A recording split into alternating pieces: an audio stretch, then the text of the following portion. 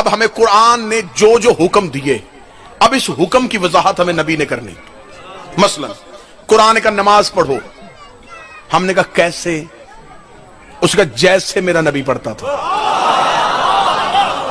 یہی ہے نا، بڑی سادہ سادہ دلیلیں دے رہا ہوں، کوئی مشکل بات میں نے کی نہیں، کوئی فلسفہ، منطق، علم کلام، کوئی حدیث کی بحث میں نے چھیڑی نہیں، سادہ دلیلیں. قرآن نے ہمیں کہا نماز پڑھو، پورے 30 سپارے قرآن میں بابا جی خدا نے نبیوں کے قصے بتائے، خدا نے پرانی کہانیاں سنائی. خدا نے یہ نہیں لکھا کہ پہلی رکعت اتنی پڑھنی ہے، دوسری رکعت میں یہ پڑھنا ہے، رکوع میں یہ پڑھنا ہے، سجدے میں یہ پڑھنا. اگر خدا یہ سب کچھ لکھ دیتا آج ہمیں نبی کی ضرورت ہی نہ رہتی. پھر تو وہ بات سچی ہو جاتی نا کہ قرآن کافی ہے. قرآن تو کافی نہیں ہے نا حضور، قرآن تو ہرگز کافی نہیں ہے. اگر صرف کتاب کافی ہوتی تو آج سکولوں میں صرف کتابیں پڑھی ہوتی، ٹیچر نہ ہوتے. آج عدالتوں میں صرف قانون کی کتاب ہوتی، جج نہ ہوتے. آج چوکوں میں صرف قانون کی کتابیں ہوتی، ٹریفک والے نہ ہوتے. کتاب تب تک کامیاب نہیں ہوتی جب تک کتاب سمجھانے والا ساتھ نہ ہو. ٹھیک ہو گیا جی. اب خدا نے ہمیں کہا نماز پڑھو، ہم نے کہا کیسے؟ فرمایا جیسے میرا نبی پڑھتا تھا. اب ہم آئے 1400 سال کے بعد، ہمارا کیا قصور ہے؟ ہم نے قرآن کھولا، اس کا نماز پڑھو، ہم نے کہا کیسے؟ اس کا جیسے میرا نبی پڑھتا تھا. اب یہ جیسے کون سمجھائے گا؟ اتنی آسان بات کروں گا کہ بچے بھی یہاں سے خالی نہ جائیں. اب یہ جو جیسے نبی پڑھتا تھا، یہ جیسے کون بتائے گا؟ ہم بعد میں پیدا ہوئے ہیں، اس میں ہمارا کیا قصور ہے؟ اب یہ جیسے پوچھنے کے لیے ہمیں نبی کے دور میں واپس جانا پڑے گا. اب ہمیں ان سے پوچھنا پڑے گا جنہوں نے نبی کو پڑھتے دیکھا ہے. ٹھیک ہے، اب ہمیں ان کی طرف جانا پڑے گا. ٹھیک ہے، ایک فرقہ یہاں ہاتھ باندھ کے نماز پڑھے، ایسا ہی ہے. ایک یہاں، ایک ناف کے نیچے، ایک کھول کے. یہ والے کہتے ہیں کہ یہ نماز ٹھیک ہے، یہ کہہ رہے ہیں یہ نماز ٹھیک ہے، یہ کہہ رہے ہیں یہ نماز ٹھیک ہے، یہ کہہ رہے ہیں یہ نماز ٹھیک ہے. اب یہ فرق کیوں آیا ہے؟ بالکل اتحاد بین المسلمین کو مد نظر رکھ کے تقریر ہو گئی. یہ فرق کیوں آیا ہے؟ معاذ اللہ ثم معاذ اللہ، ایسا تو ہرگز نہیں ہو سکتا کہ نبی نماز دن میں مختلف طریقوں سے پڑھتے ہوں. ایسا تو نہیں ہوا. رسالت مآب نے ایک طریقے سے پڑھی، 85 بندے بیٹھے ہو، مجھے نتیجہ نکال کے دینا. جو کام دن میں نبی 5 دفعہ کرتے تھے، امت کو ابھی تک وہ یاد نہیں ہوا.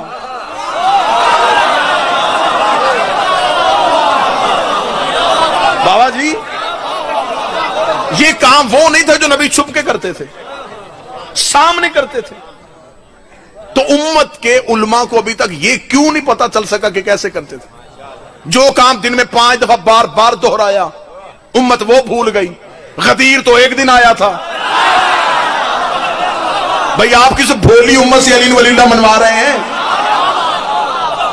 آپ کن لوگوں سے علی ولی اللہ منوا رہے ہیں کہ غدیر تو ایک دن کا واقعہ ہے؟ جو کام دن میں روزانہ 5 دفعہ ہو رہا ہے. اب یہ فرق نبی کا نہیں ہے، معذرت، میرے نبی کا طریقہ ایک تھا. یہ فرق ہے اماموں کا. ہر ایک نے اپنے اپنے امام سے پوچھا. ہم نے اپنے امام سے پوچھا، انہوں نے کہا کھول کے پڑھتے تھے.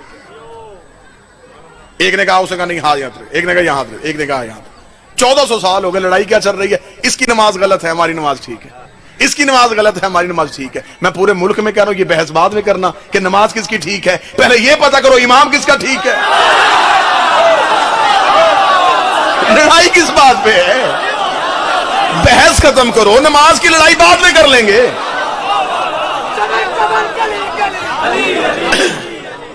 اس کی نا بیس بڑھا دے.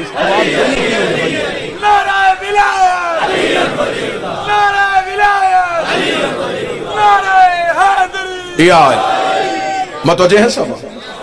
ٹھیک ہو، اب ٹھیک ہو.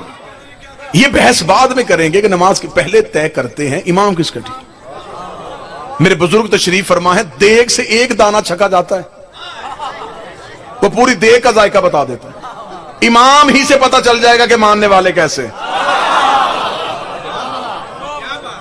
یہ جو مستری ہوتا ہے نا، یہ جو گھر بناتا ہے جی، معمار جو ہوتا ہے، اس کے ہاتھ میں ایک وہ لٹو سا ہوتا ہے جس کے ساتھ دھاگا، اسے مختلف علاقوں میں مختلف ناموں کے ساتھ یاد کیا جاتا ہے. سات بھی کہتے ہیں، سید بھی کہتے ہیں، عربی میں اسے کہتے ہیں امام. ہاں ہاں، اسے عربی میں آپ ڈکشنری اٹھا کے اس سے امام کہتے ہیں کہ وہ سیدھا آپ کو دکھائے گا کہ بنیاد کے بعد ہمارا ٹھیک بن رہی ہے.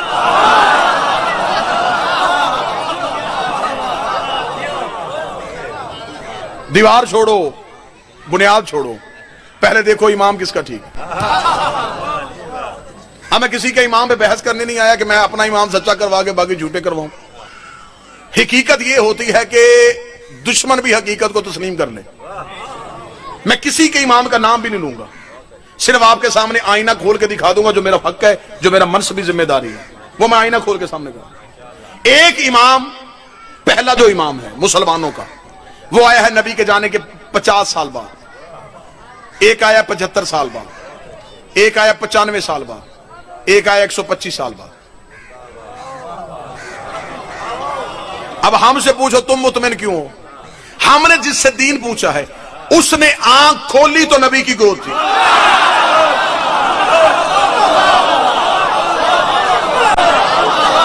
ٹھیک ہوگا.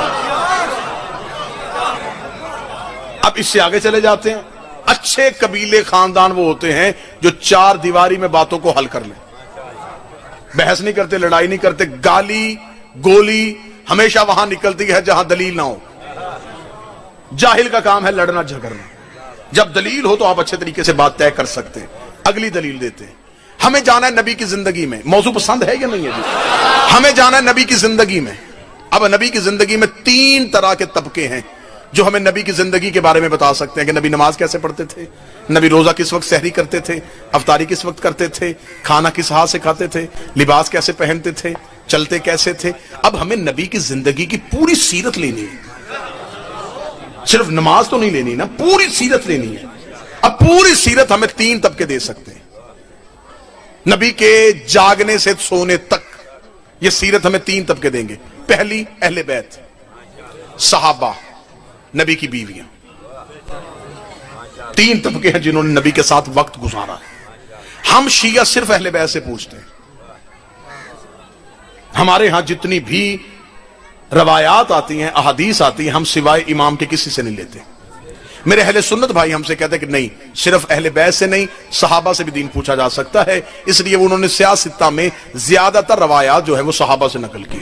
ٹھیک ہے، ان کا اپنا دین ہے، انہیں مبارک. لیکن میں اس نظریے میں ایک بات ضرور آپ سے کہوں گا، اگر آپ صحابہ سے دین لیں گے تو آپ کی ایک مجبوری بنے گی. صحابی آپ کو وہی دین دیں گے جو نبی کے گھر کے باہر تھا.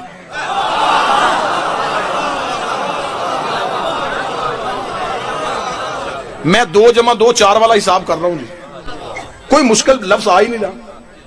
وہ ہمیں وہ باتیں بتائیں گے جو نبی کے گھر کے باہر تھی. کیوں؟ میں وجہ بتا دیتا ہوں. اللہ نے قرآن میں حکم دے کے انہیں منع کیا، خبردار میرے نبی کے گھر کے اندر داخل نہیں ہونا. اگر جانا پڑ بھی جائے تو زیادہ دیر بیٹھنا نہ. نبی کے گھر کے برتنوں کو بھی آنکھ اٹھا کے نہ دیکھنا.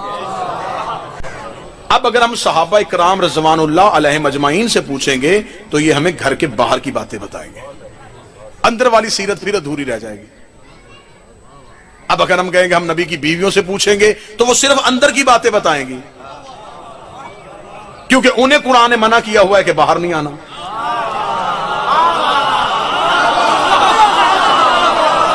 صحابہ کو اللہ اندر نہیں آنے دے رہا، امہات المومنین کو خدا باہر نہیں جانے دے رہا. مجبوری ہماری اہل بیت بن گئے ہیں. نبی گھر میں ہوتے تھے، یہ گود میں ہوتے تھے. نبی مسجد میں ہوتے تھے، یہ پشت میں ہوتے تھے.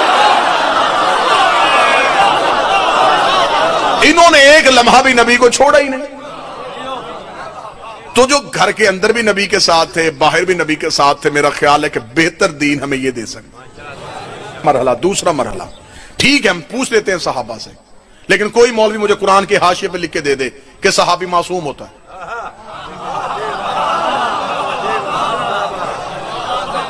میں مان لیتا ہوں، میں مائک پہ یہ 2 ویڈیو کیمرے لگے، میں ان کے سامنے اقرار کر رہا ہوں میرا کلپ بناؤ پوری دنیا میں پھیلا دو کہ میں صحابہ سے دین لینا شروع کر دوں گا، کوئی مولوی قرآن کے حاشیے پہ لکھ کے دے کہ صحابی معصوم عن الخطا ہوتے ہیں، ان سے غلطی نہیں ہوتی، وہ بالکل عصمت کے درجے پہ فائز ہوتے. اگر آپ کہتے کہ صحابی معصوم نہیں ہوتے، باعزت ہیں، ان کی عزت ہے، ان کا احترام ہے، لیکن وہ معصوم نہیں ہے. معصوم نہ ہو تو غلطی ہو سکتی ہے، ان کے لفظ میں غلطی ہوگی، میرا دین غلط ہو جائے گا.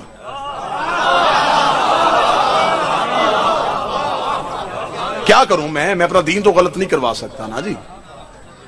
میں ابھی آپ کے سامنے مثال دیتا ہوں، بات کھل کے سامنے آ جائے گی. جب میں پنڈال میں آیا اس وقت اتنا مجمع نہیں تھا، میں آ کے بیٹھ گیا، مجمع اتنا نہیں تھا. میں نے مجلس شروع کی، کچھ صاحبان میرے ساتھ پنڈال میں ہے، کچھ میرے بعد آئے. میری مجلس کے 10 منٹ بعد جو بندہ آ کے پیچھے بیٹھا ہے اسے نہیں پتا میں نے پہلے 10 منٹ کیا پڑھا.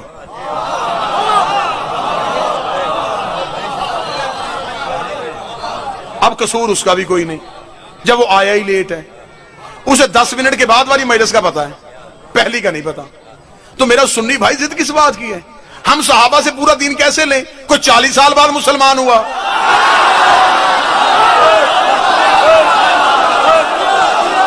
کوئی 45 سال بعد ہوا، کوئی 60 سال بعد ہوا. وہ ہمیں اس سے اگلا دین تو دے سکتے ہیں، پچھلا کون دے گا؟ پچھلا دین ہم کہاں سے لیں گے؟ اس سے آگے چل سکتے ہیں. میں ابھی یہاں پہ تقریر کروں، 45-50 منٹ گفتگو کرنے کے بعد میں فوراً چپ ہو کے مائک میں اعلان کروں جتنی میں نے 50 منٹ تقریر کی ہے، میرے مجمع سے کوئی ایک بندہ اٹھے جو مجھے لفظ بلفظ سنائے. ایسا ہو سکتا ہے؟ میں کہوں گا نہ لفظ بدلنے چاہیے، نہ ترتیب بدلنی چاہیے، نہ روانی بدلنی چاہیے، وہی الفاظ ہونے چاہیے، وہی جملوں کی ترتیب ہونی چاہیے، کوئی ایک اٹھے. ایسا ہو سکتا ہے؟ میں کہوں چلے میں وقت دیتا ہوں، میں 2-3-4 گھنٹے میں بیٹھ جاتا ہوں ڈیرے پہ، سارا مجمع اکٹھا ہو کے ایک ایک جملہ اکٹھا کرے، میری 50 منٹ کی تقریر واپس کر دیں. نہیں ہو سکتا. اتنا جدید دور ہے جہاں انسان ترقی کے کہاں کہاں کے زینے طے کر گیا ہے، لیکن وہاں بھی ابھی تک یہ ممکن نہیں ہو سکا کہ لفظوں کو فوراً ذہن محفوظ کر لے. اب مجھے نہیں پتا کہ باتیں تو صرف دلیلیں ہوتی ہیں جن سے بندوں نے سمجھنا ہوتا ہے. اینٹوں کے ساتھ تو انسان نہیں، حیوان ہی سمجھ سکتا ہے. دلیل میں آپ کے سامنے پوری دے رہا ہوں. میری 50 منٹ کی تقریر اتنا پڑھا لکھا مجمع فوراً بھول گیا. نبی کی 23 سال کی تبلیغ چند دن پہلے بدھ چھوڑنے والے بندوں کو یاد کیسے ہو سکتا؟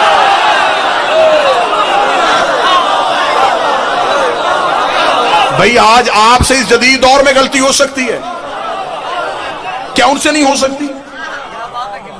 اب میں بتاتا ہوں کہ فرقے کیسے بنے. میں شیعہ سنی اتحاد کرنے کے لیے میں فرقے بتا دیتا ہوں کیوں بنے. آج ہر بندہ اٹھ کے کہتا دیکھیں جی اتحاد بین المسلمین، اللہ ہمارا ایک ہے، نبی ہمارا ایک ہے، کتاب ہماری ایک ہے، کعبہ ہمارا ایک ہے، ہم ایک کیوں نہیں ہیں؟ یہی ہے نا جی اتحاد بین المسلمین کے لیے یہ مولویوں کا بڑا اچھا نعرہ ہے. اور میرا خیال ہے کہ یہ مٹی زیادہ اتحاد کی باتیں سنتی. ٹھیک ہے نا جی. مولانا طارق جمیل پوری دنیا میں اتحاد کا درس دیتے ہیں تو ایک ہی بات ہے، دیکھیں اللہ ایک ہے، نبی ایک ہے، کعبہ ایک ہے، کتاب ایک ہے، ہم ایک کیوں نہیں ہیں؟ تو میں تو لمبا میں ہوں، میں بتاتا ہوں ہم ایک کیوں نہیں ہیں. ہمارا اللہ ایک ہے، ہمارا نبی ایک ہے، ہماری کتاب ایک ہے، ہمارا کعبہ ایک ہے، ہمارا امام ایک نہیں ہے. جھگڑا اللہ پہ تو ہے ہی نہیں بابا جی، جھگڑا نبی پہ تو ہے ہی نہیں، نہ جھگڑا قرآن پہ ہے، نہ جھگڑا کعبے پہ، جھگڑا ہے امام پہ.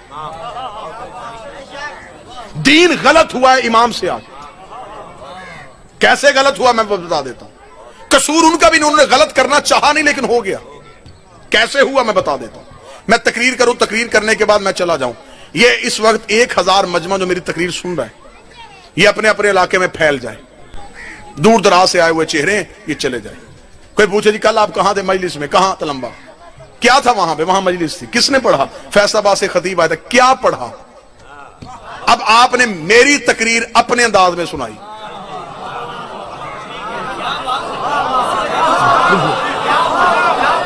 میں تو پورا طریقہ آپریشن کر کے آپ کے سامنے رکھ دیا. میں نے تقریر میری تھی، سنائی آپ نے. جب آپ نے ابھی میرے سامنے اقرار کیا کہ ہمیں یاد نہیں ہے، آپ کو میری تقریر بھول چکی تھی، آپ نے اپنے انداز میں سنائی. میری بات میں اور آپ کی بات میں فرق آیا، اسی فرق نے فرقہ بنایا.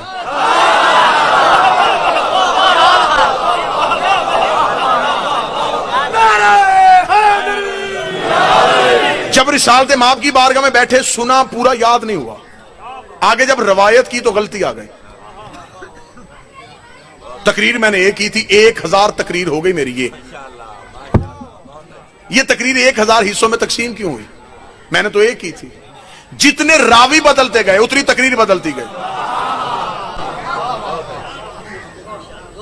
آپ نے جس کو سنائی آپ نے تو بالکل مجھ سے سنی تھی نا, تو الفاظ میں 19-20 کا فرق آ گیا, نتیجے میں فرق آ گیا. لیکن جس نے آپ سے سنی اسے جب آگے سنائی تو اور بدل دی, اس نے آگے سنائی تو اور بدل دی. 7واں بندہ نہیں آیا اور تقریر بالکل ختم ہو گئی. میں غلط تو نہیں کہہ رہا جی؟ ہم تک دین آیا 1400 سال کے بعد. اب دیکھو 1400 سال میں کتنے مرحلے آئے. صحابی نے دی تابعی کو, تابعی نے دی تبا تابعی کو, تبا تابعی نے آگے امام تک پہنچائی, امام نے آگے محدث کو دے دی, محدث نے آگے راوی کو دے دی. کتنا فرق آ گیا. دین ہم تک تو آتے آتے بدل گیا. وہ دین تو رہا ہی نہ جو تھا. اب آپ مجھ پہ سوال کریں گے جی اطمینان کہاں سے ملے گا؟ اطمینان ایسا دوں گا تسلی آپ کے دلوں میں ہو جائے گا. اطمینان کہاں سے ہوگا؟ اب شیعہ سنی مجھ سے پوچھو, آپ ایک لمحے کے لیے پریشان ہو گئے اس لیے کہ اس نے تو پوری کی پوری لائن ہی بدل دی ہے کہ ہمارے پاس تو دین ہے ہی نہیں. اب میں بتاؤں گا اطمینان کیسے ہے. اطمینان بھی اتنا اچھا دلواؤں گا کہ آپ کہیں گے واقعتاً یہ اطمینان ہے. میں نے ابھی کہا کہ یہ مجمع بھول گیا, آپ نے آگے سنائی, آگے آگے آگے آگے آگے فرق آ گیا اور بات ختم ہو گئی. ٹھیک ہو گیا جی. میں مجلس پڑھ رہا ہوں, یہ سامنے ایک بچہ نوجوان ہے, اس کے ہاتھ میں موبائل فون ہے, یہ میری گفتگو کو ریکارڈ کر رہا ہے. آپ بھول سکتے ہیں,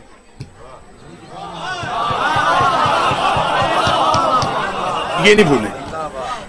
اس کے حافظے میں نہیں, اس کے پاس ایک ایسی صلاحیت ہے جو میری بات کو محفوظ کر رہی ہے. اس نے صلاحیت میں میری بات کو محفوظ کر لیا, یہ چلا گیا. بات یہاں سے تلمبا سے نکلی, خانے وال سے ملتان سے ایک بندے نے سنا ہے آصف علوی نے اپنی تقریر میں یہ کہا. وہ یہاں پہنچ گیا, ایک بندے کے گھر گیا, کسی نے کوئی جملہ بتایا, کسی نے کوئی جملہ بتایا, کسی نے کوئی. وہ پریشان ہو گیا. اس نے یار مجھے اس کی پوری تقریر کوئی تو سناؤ, کہا گیا اس نے. آخر ایک بندے نے کہا چھوڑ سارے. مجلس میں بالکل ممبر کے آگے ایک بچہ بیٹھا تھا, اس کے ہاتھ میں موبائل فون تھا, اس نے گفتگو پوری ریکارڈ کی ہوئی, تو اس کے پاس جا. وہ اس بچے کے گھر گیا. اس علاقے کے سارے بوڑھے ناراض ہو گئے کہ بوڑھوں کے ہوتے ہوئے بچے سے کیوں پوچھ رہا ہے.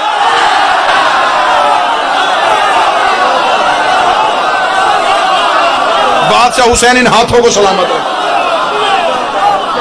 کہ اتنے سینئر لوگ موجود تھے, ایسے عزت والے بندے اکٹھے کیے تھے ہم نے, ان کے ہوتے ہوئے.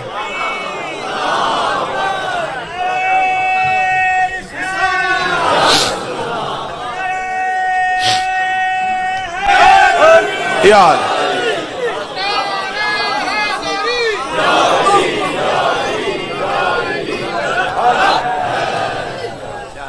تو قصور کس کا ہے بھئی؟ آپ کے پاس ذہن میں, آپ کے حافظے میں نہیں تھی, اس کے صلاحیت میں ہے.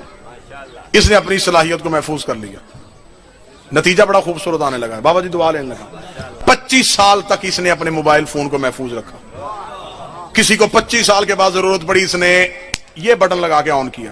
میں ایسے ہی بولنا شروع کر دیا جیسے اب بول رہا ہوں. نہ لفظ بدلے, نہ لہجہ بدلا, نہ جملے بدلے, نہ ترتیب بدلی, نہ روانی بدلی. میرا سنی بھائی قرآن لے آؤ ممبر پہ, میرے سر پہ رکھو. ہم نے تم سنیوں کی ضد میں علی کو نہیں ماننا, ہماری مجبوری ہے علی کو ماننا. اس لیے کہ نبوت بول رہی تھی, امامت محفوظ کر رہی تھی. نبوت بول رہی تھی, امامت محفوظ کر رہی تھی. 25 سال کے بعد مولا علی نے مدینے کی مسجد میں آ کے نماز پڑھائی اور اندھے صحابی نے چیخ مار کے کہا آج محمد والی نماز یاد ہے.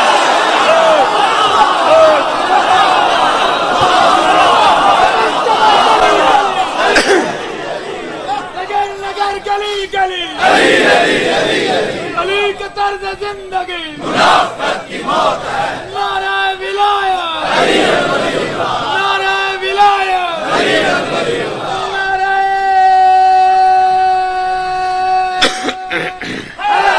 یال. میرا خیال نتیجہ پہنچ جانا چاہیے.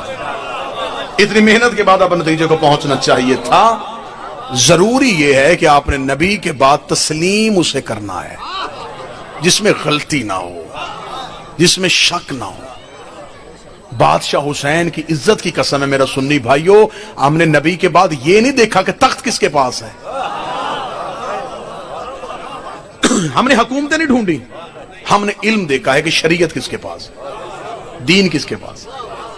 ہر خلیفہ کے جانے کے بعد میں خلافت والوں کے گھر لڑائی ثابت کر سکتا ہوں، بیٹوں میں لڑائی ہوئی ہے، بھائیوں میں لڑائی ہوئی ہے، میں بادشاہ بنوں گا، اسے کہا نہیں میں بنوں گا، میں بھائی کا قتل دکھا سکتا ہوں، میں بیٹوں سے باپ کی بغاوت دکھا سکتا ہوں، لیکن کسی امام کے جانے کے بعد اس کے 18 بھی بیٹے تھے،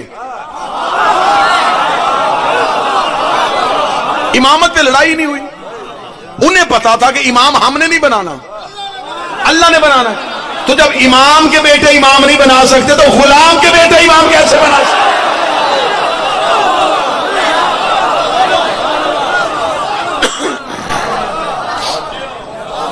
اب آپ نے کہا ہے کہ دیکھیں جی ہم نے مولا علی کو تو ہم سنی بھی مانتے ہیں، آپ شیعہ کو زیادہ تو نہیں مانتے، میں کہتا ہوں آپ مانتے ہیں، لیکن اللہ نے صرف ماننے کا نہیں کہا، تسلیم کرنا ہے۔ آپ بھی میرا سنی بھائی، آپ کی نماز بھی بغیر درود کے نہیں ہوتی، اور اذان سے پہلے آپ درود صحابہ پہ ازواج پہ بھیج سکتے ہیں، نماز پہ نہیں بھیج سکتے۔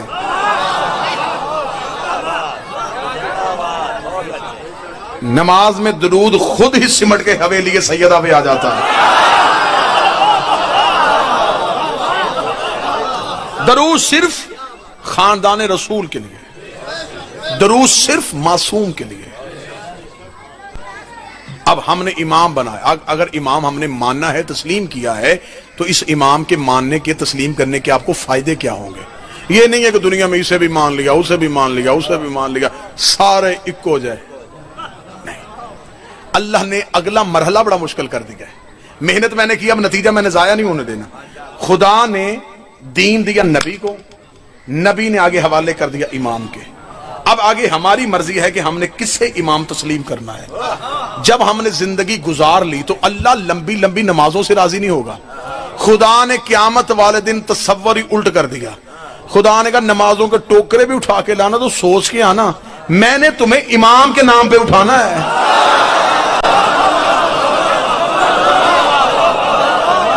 بندے بالکل الٹ چکر میں ہیں، مولوی نے بالکل غلط چکر پہ لگا دیا ہے کہ اللہ قیامت والے دن پہلے امال دیکھے گا، امال بعد میں دیکھے گا، پہلے امام دیکھے گا۔ جس کا امام ٹھیک ہوا امال اس کے تلنے ہیں، جس کا امام ہی ٹھیک نہیں ہوا امال کھلنے ہی نہیں۔ بھئی کھولے گا تو تب نہ، اگر امام ٹھیک ہوگا تو۔ اس لیے اللہ نے کہا کہ قیامت والے دن رش نہ ہو، تو خدا نے کہا امام والا سوال قبر میں ہی پوچھ لو۔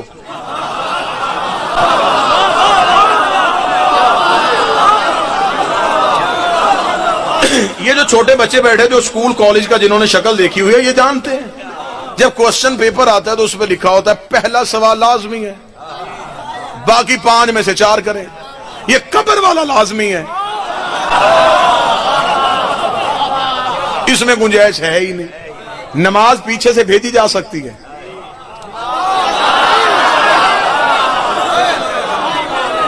نماز پیچھے سے چلی جائے گی۔ آپ باپ نے نمازیں نہیں پڑھی، شریعت نے کہا بڑے بیٹے کو تو پڑھ، بڑے بیٹے کے پاس وقت نہیں، خدا نے کہا کوئی مسئلہ نہیں، نمازیں اجرت دے کے پڑھوا لے۔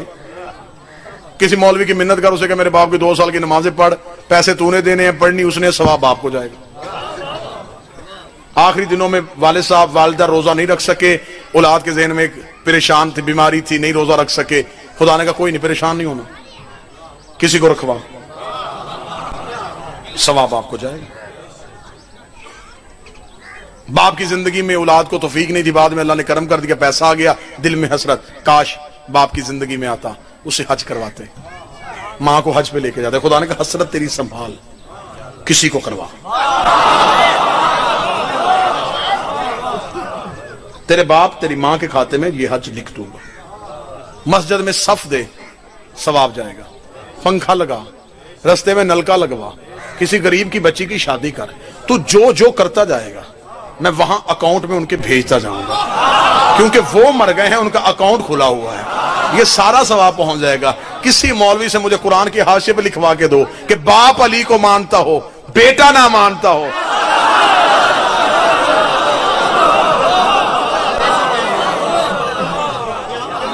امام اپنا اپنا ہے، ہر ایک نے اپنی قبر میں اپنے امام کا حساب دینا ہے۔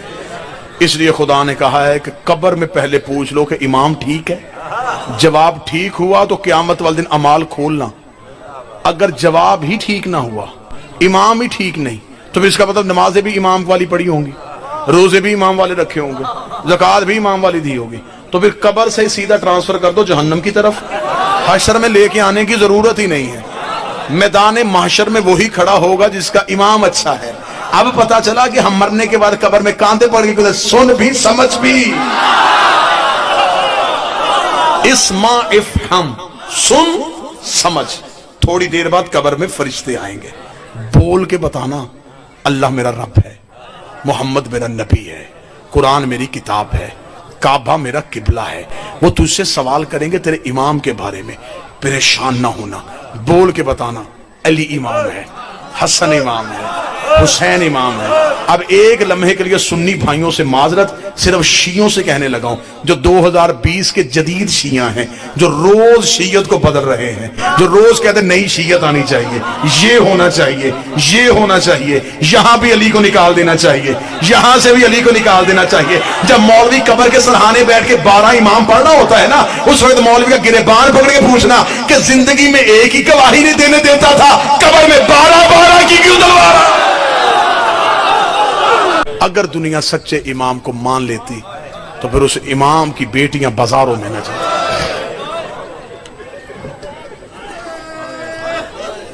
میں اہل سنت بھائیوں کو مصائب میں بھی ان کا حق دوں گا، مصائب میں بھی ان کا حصہ ضرور دوں گا۔ سر پہ قرآن رکھ کے مجھے سنی بھائی آج رات کو بستر پہ لیٹ کے ضرور سوچنا کہ علی کو خلافت ملی 4تھے نمبر پہ، لیکن جب دین پہ قربانی دینے کا وقت آیا تو سب سے پہلے علی کی اولاد کیوں آئی؟ حق نہیں بنتا تھا کہ پہلے خلیفہ کی اولاد آتی، پھر دوسرے خلیفہ کی نسل آتی، پھر تیسرے کی؟